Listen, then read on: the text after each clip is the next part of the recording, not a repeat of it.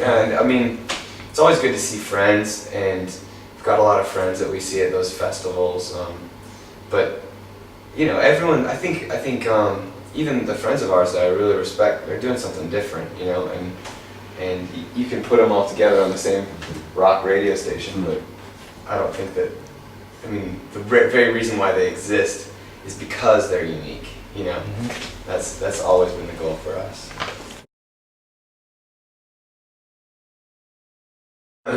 We've played with them once before, and yeah, it should be fun. I'm not sure, again, I don't know if we're going to fit in, but yeah, it should be a fun time. We actually just finished filming a video for our second single in the States, which is a song called The Sound, John M. Perkins Blues, and it's a song written about the life of John M. Perkins and inspired by his life. And it was a really unique opportunity to actually include him in the video. He's a hero of ours, still continuing the ongoing struggle for equality and to love both the oppressor and the oppressed. It's easy to think of loving the oppressed, but you know, here's a guy that's been beaten down his whole life, growing up in the South in the States, mostly because of his color, and yet he chose the path of love, loving the people that had wrongly imprisoned him and beaten him. And you know, really an inspiring story, and so it's a real honor to be able to write a song about him and kind of shine the spotlight on what he has done and what he's continuing to do.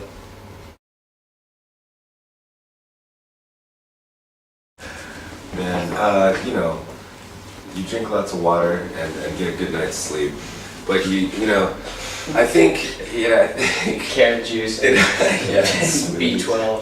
B12 carotene, that's the secret.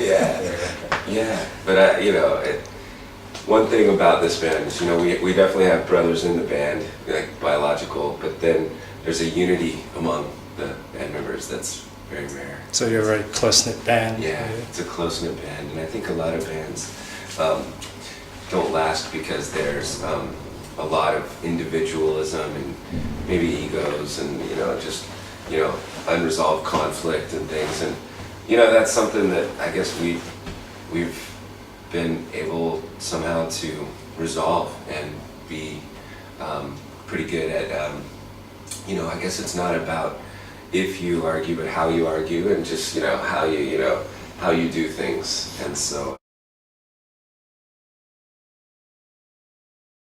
yeah, there's definitely, you know, fighting, or sometimes when you're passionate about something, you want to fight for it and go to the mat and make your ideas known.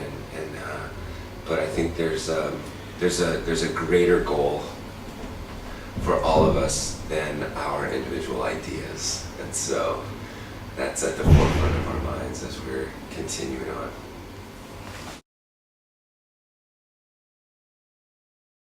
The Brime is our favorite day of the year.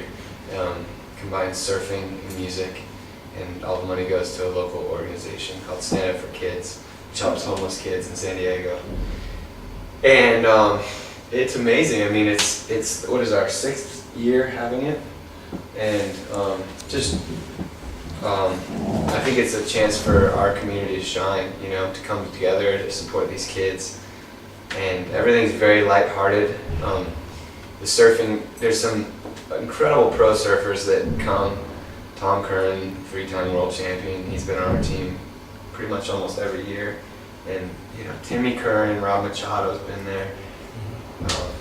All these names that probably mean nothing to you, but as a surfer, I know, this is heavy. Tim Curran, I know. Yeah, and great bands like this year we got OK Go and the Almost, and you know, it's just a real chance for our community to shine and to lift up these kids.